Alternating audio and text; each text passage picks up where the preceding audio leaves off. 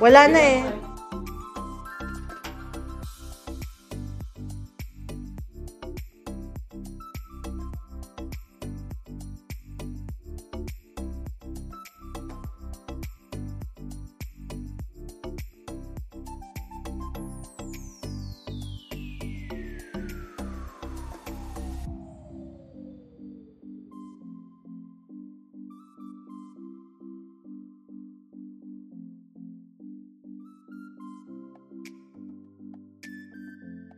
Hi guys! Welcome back to my channel. Kung bago ka pa lang sa aking channel, please don't forget to subscribe down below and click the bell notification button para lahat ng mga videos ko ay updated kayo. So for today's video guys, ito na yung ating part 2! Yes!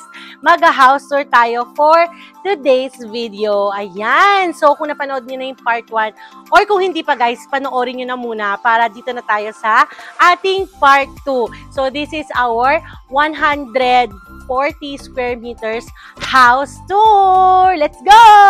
So guys, pasukin na natin itong kanilang entrance. Ayan. So may gate na sila kasi meron siyang toddler baby kaya kailangan niyang magpa-gate dito. Ayan, pasok! So guys, unahin na natin itong kanilang veranda. So ayan, tignan nyo naman guys, ang ganda nung overlooking nila dito na peg. So, meron silang glass na grills dito and meron ding laruan dito yung kanyang little kiddie. And syempre, hindi lang yan. Meron din silang area para sa, exercise.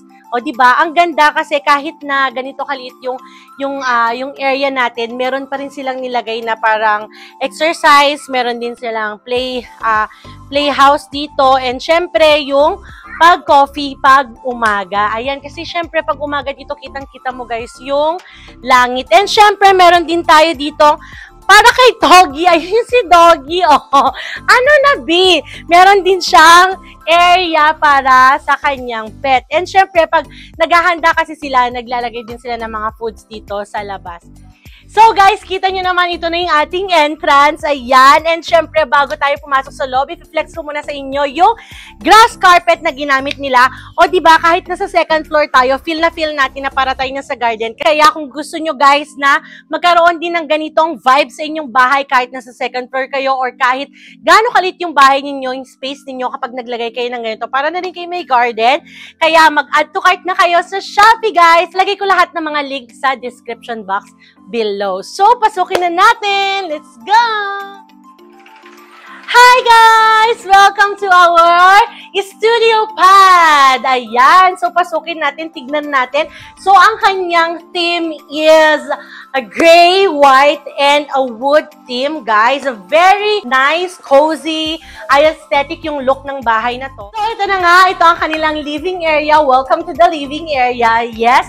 And yan ang lagi kong sinasabi sa inyo, guys. Yung high curtain. Kasi kapag may high curtain kayo, kahit na gaano kalit yung space, guys, ay mapapalaki. Kumbaga, sabi nga nila parang may magic, madadaya yung look ng space dahil nga sa ginamit mong high curtain. So, ang nice nung design ng curtain nila, pati yung color, nagja-jive lang din sa house. And of course, meron din siya ditong area which is yung kanyang selfie area. Siyempre, bago siya lumabas, titignan niya muna yung kanyang forma. Ayan, ganun.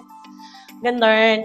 And syempre, naglagay din sila dito ng paglagyan ng shoe rack, and syempre, yung kanilang fake plants. And next is this area, the TV area. Yan. Yung TV area nila, guys, nagkaroon sila ng accent dito, yung PVC, which is very, trend. Ngayon, sa mga interior design, itong PVC. Kasi, pag naglagay kayo ng PVC, very, yung look, guys, very aesthetic, very, basta iba yung nabibigay ng PVC sa wall. Kasi, nagkakaroon ng texture yung ating wall. And of course, kanilang TV area, na DIY lang ng owner, si Mars na January, yan, yung kanyang light, siya lang ang naglagay niyan. Pwede nyo na i-DIY yung mga TV area nyo, guys.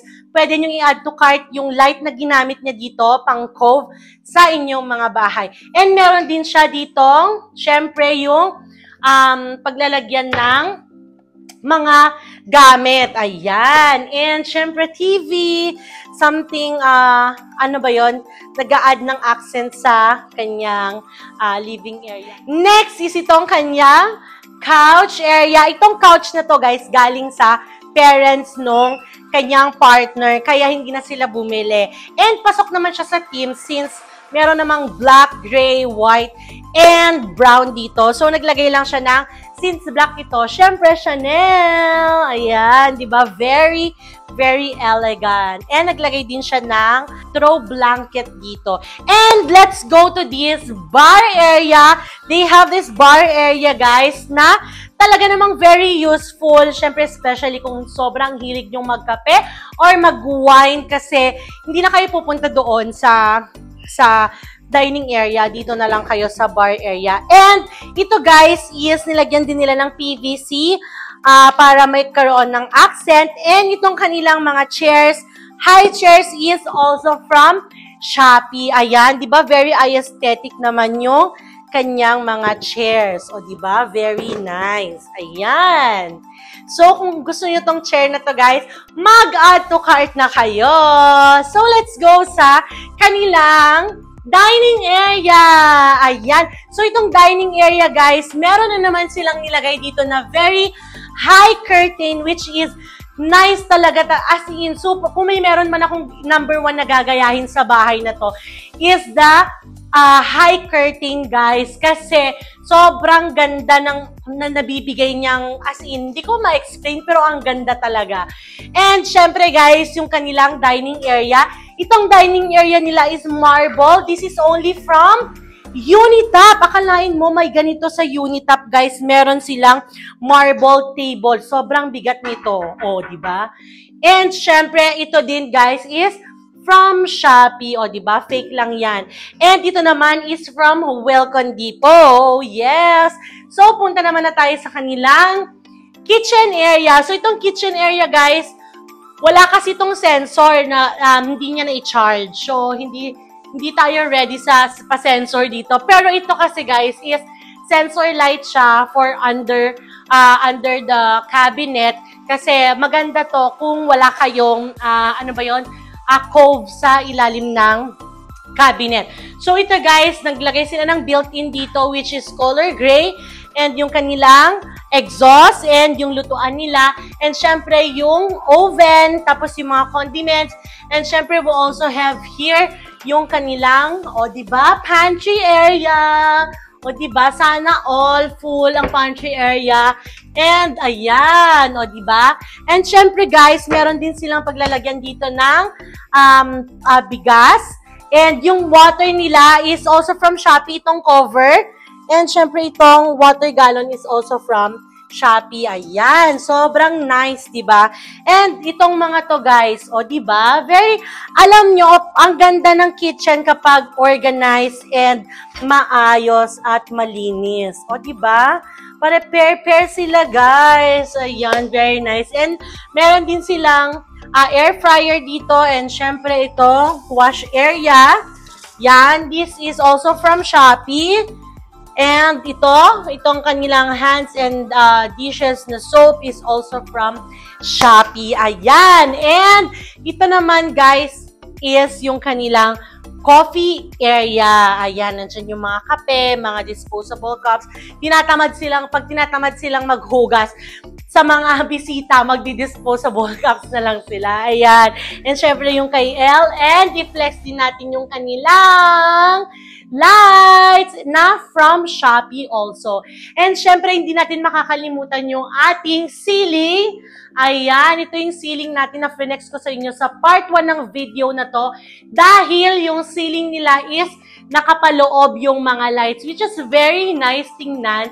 Kasi usually yung iba nakalabas siya, pero itong design na to is nakaloob siya.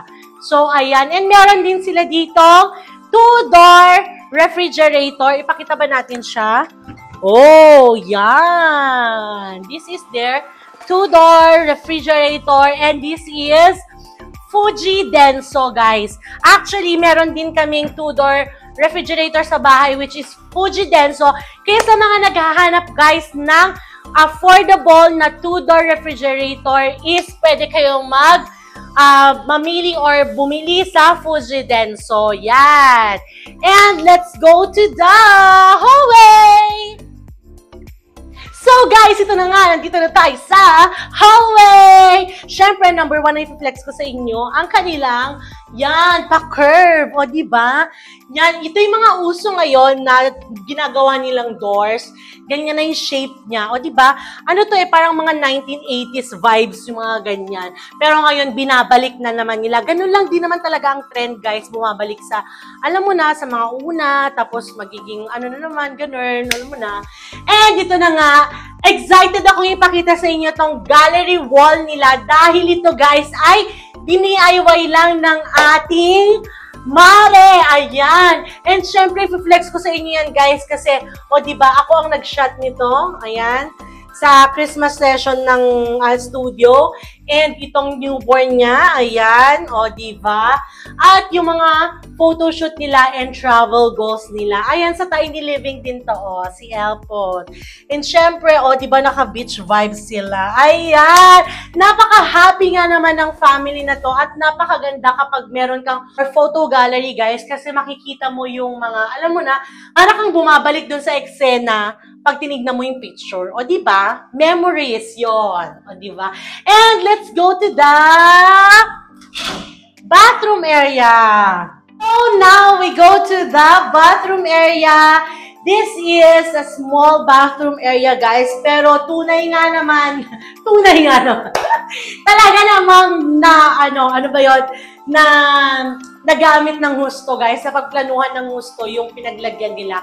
So, this is the powder area. And tignan nyo naman, detach-touch lang yan. Oh, meron siyang tricolor light. We also have this from Shopee. Pwede nyo tong orderin, guys, sa Shopee. Ayan. And, of course, yung kanilang shower area and conditioner shampoo. And, syempre, yung kanilang bathtub. Ayan. Super cute lang, guys. Super liit lang. Pero, ang ganda kasi pag gusto mo mag-relax, talagang magbababad ka na lang sa tubig. And, syempre, yung kanilang toilet area. Ayan. And, naglagay din sila dito ng paglagyan ng mga cleaning materials. So, now, let's go to the master's bedroom. Yes! Tada! So, this is the master's bedroom, guys. So, meron sila ditong, ayan, vanity part. And meron din sila dito TV area. O, diba, ang daming TV sa bahay na to, guys. Kaya, syempre, pag gusto nila magpahinga, dito na lang sila magti-TV. And, syempre, ay aesthetic na electric fan from Shopee. And, syempre, ito din, guys, is from Shopee. Mahilig din tayo sa Shopee. And, ayan, pag gusto lang na nila magpahinga. And, syempre, the blinds. And, ay, guys, alam nyo, napaka-importante to pag may toddler kayo kasi kahit na mag-mekos-mekos siya, hindi siya mahuhulog. And, meron din sila ditong guitar and bedside table area. And, of course, yung kanilang, o, diba, pa-rainbow na carpet. And, of course, yung kanilang headboard, which is yung cove. Tignan naman, meron siyang pailaw na design, guys. And, my favorite part here is, oh, di ba? Yung kanyang, yes! Dressing area! Yan! Favorite ko to. Sabi ko dun kay Mare. Sabi ko, favorite ko tong part na to. Why? Kasi, sobrang, alam mo yon, ang ganda kapag may ganito ka sa bahay. Kasi, mailalagay mo na lang lahat ng mga clothes mo, lahat ng mga bags mo, very organized and all. So, this is my favorite part, yung kanyang walk-in closet area. Now, let's go to Elle's room! And of course, i-flex din natin tong collections na kanyang asawa. Ayan, di ba? Ang hilig niya kay, sino ba to? Si Luigi ba ito? Hindi. Si One Piece, o di ba? Collection niya ng kanyang asawa. Tada! And of course, dahil may bata sila sa loob ng bahay, hindi mawawala yung playhouse. Actually, this is else room dapat, bedroom dapat ito. Pero, at the moment, ginawa nila itong playroom. Ayan.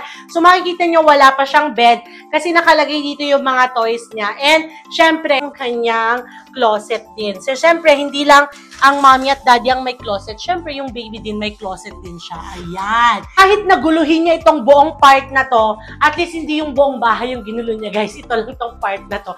Kaya kailangan at importante talaga na may playhouse sa loob ng bahay kung meron kayong mga kids. Hi mga mommies, I'm Princess Jonari, 27 years old, from Tuguegarao City. Ayan. So, Mars, may tatanong ko sa iyo ngayon. Yes, Mars. Ating interview with Ano ba yan? Mars Jam. May pa-hot seat? Yes. And syempre, ang tatanong natin, ano ang naging goal mo para magkaroon ng sariling bahay? We're building a family. Syempre, kailangan natin ng bahay. Kapag nagsisimula ka naman talaga, kailangan mo talaga ng bahay. So, sino naman yung mga tao naging inspiration mo sa pagpapatayo ng bahay? Of course, yung family ko, andyan si Ham and my daughter Elle. So, Mars, saan ka nga ba kumuha ng mga ideas para sa interior design ng bahay na to? Ayan, usually naman nakikita natin to, yung mga ideas na aesthetic like that. Sa Pinterest, usually Pinterest talaga, ang daming magaganda. Doon talaga yung mga concept kung gusto mong tumingin ng mga concept. Yan, Instagram, Pinterest, tsaka kami lang din ng partner ko. Bakit nga ba ang napili mong color sa concept ng house mo is tinge of gray, brown, at saka neutral color? Ayan. Thank you nga pala sa Marcy ko dyan. Walang iba kundi si Jamie Lasam. Ayan. Syempre, ang ganda kasi ng house niya. Ayan, parang na-inspire lang ako dun sa color ng house niya. Ayan, tinanong ko siya if bagay ba. Dun, number 1, kay Jam naman talaga kumuha ng ideas for the color. Ayan, alika dito, oh. I-flex kita. So, very clean lang yun. Oo. Clean look lang kasi yung gusto namin. Yun. Yan talaga ang inspiration namin dito. Say hi to the vlog. Hi! Let's welcome our guest tonight. Ham and Elle. Ayan. Palakpakan naman natin sila, guys. Kasi sumingit sila sa vlog. Ayan. So, ngayon, meron akong tanong sa inyo as a couple. So, what is the biggest challenge you have encountered nung nagpapatayo kayo ng bahay? Actually, the biggest challenge is not during the construction. For me, ang biggest challenge is during the preparations, yung planning stage. Kasi you need to plan it well. Na hindi basta-basta magpatayo ng bahay. Kailangan mo pag-isipan lahat, the budget, the funding, the design, and everything, and all the permits that kailangan mong i-request and i-submit. You need to request for building permits and a lot of things. Ang pinakamahirap is preparation stage, planning, no? Na hindi basta-basta. Because if your plan fails, you will just waste your time, you will just waste your money, your budget, you will just waste your effort. Kaya napakahirap. Kaya mas mahaba dapat yung planning stage mo pag magpapatayo ka ng bahay. You need to consult. You need to research. Okay? You need to conduct survey. Ano ba talaga yung mas maganda? Because we're not that expert naman eh. We're not engineers. We're not architects. So nagtatanong-tanong tayo. And very important is to research. Marami kang makikita sa social media, sa internet, sa YouTube, if you're gonna watch vlogs regarding constructions and designs. Yun po. Ang sinasabi mo dito is they need to prepare physically, mentally, emotionally, and syempre, yung financially. Yeah. So, anong mas preferred nyo? Yung bibili na lang ng bahay, like subdivision, villages, or magpatayo ng magpa-construct ng sariling bahay? Actually, ako before, gusto ko na lang sana bumili ng yung napatayo ng bahay para mas madali sana. At least titira ka na lang. Siya kasi yung nagpumilit na mag-build na lang ng bahay. Libre naman yung lote. Kaya ayun, pumayag na lang din ako. Yeah, that's right. Kasi if you don't want to hassle or stress yourself, especially if very busy ka, You have work, you have business, may time constraints, hindi talaga kaya ng oras mo, the most practical is bumili ng dati nang napatayo. However, the problem with that is hindi mo alam yung history behind that structure. And sometimes, hindi rin yung talagang gusto mo na design dahil nandyan na yan. And you cannot do anything about that. Yun lang. What's good with building your own, making your own design, constructing your own house, makakapag-isip ka. You can widen your imagination. Okay. You can widen your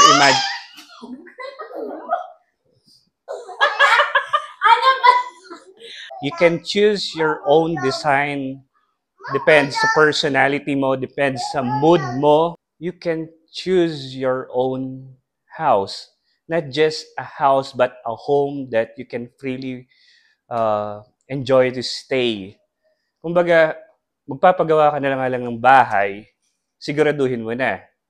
So that in the long run, there will be no regrets, wala kang pagsasisihan, wala kang sisisihin, wala kayong sisisihing ibang tao. With regards naman sa time frame or sa pag-aantay nyo ng pag-construct ng bahay na to, gaano katagal?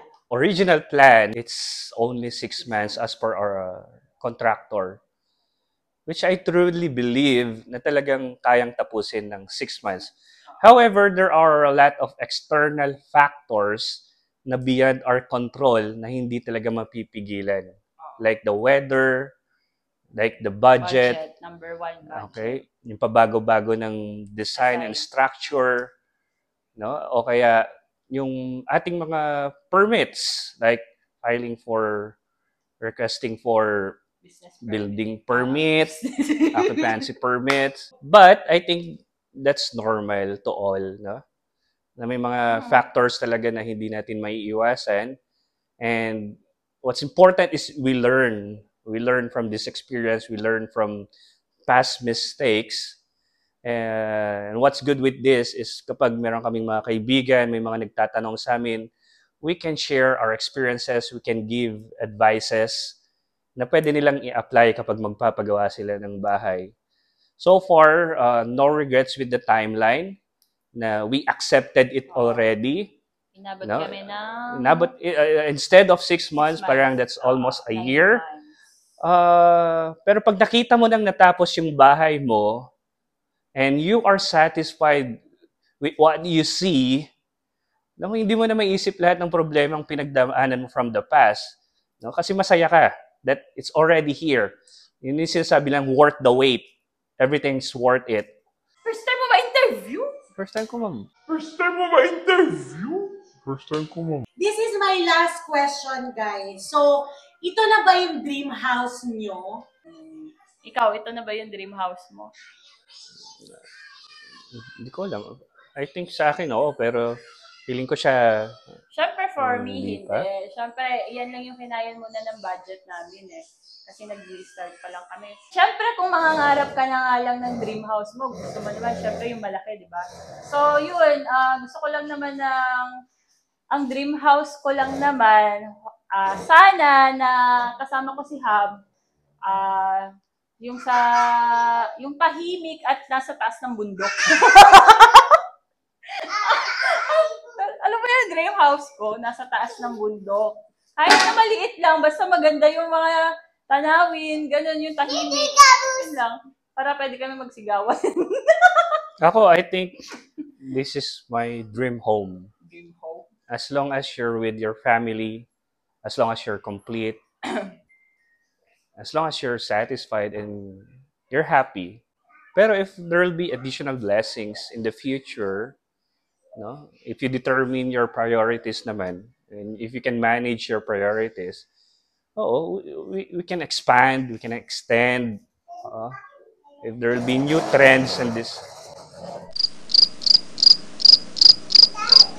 trends and designs, we can adapt to it. No? Kasi siya nga, right after reconstruction, ang dami niya ulit pinapagawa, dami niya ulit binibili. Every day, every week, may dumarating na mga... Ganun naman talaga talaga ang bahay eh. Hindi naman Siya. matatapos lahat-lahat ng mga ano mo kung hindi ka bibili ng gamit mo. Ganyan naman ang bahay eh. Di ba? Parang happiness mo naman yun yung makakabili ka ng mga gamit mo sa bahay. Mm-mm. Yeah. Agree ka ba dun? Ikaw- Ikaw muna. Kala ko ba kanina pa ako, ikaw na. My advice, you need to be prepared. You need to be prepared. That's very important. Hindi siya basta-basta, hindi siya minamadali. You need a long-term plan kung kailangan mo at gusto mo talagang magpagawa ng bahay. And other than that, you need to consider your finances. That's very important. Hindi naman tayo hipokrito dito eh. No, na hindi kailangan ng pera. That's very important, number one. And third, you need to support each other. That despite of the challenges na dumarating, despite of the problems, no, napakahirap kasi talaga. You need to support each other. You need to believe your partner. You need to trust each other. Yun nga, yung ano, yung hindi lang siya financially, syempre, emotionally, dapat prepared ka rin. Yun.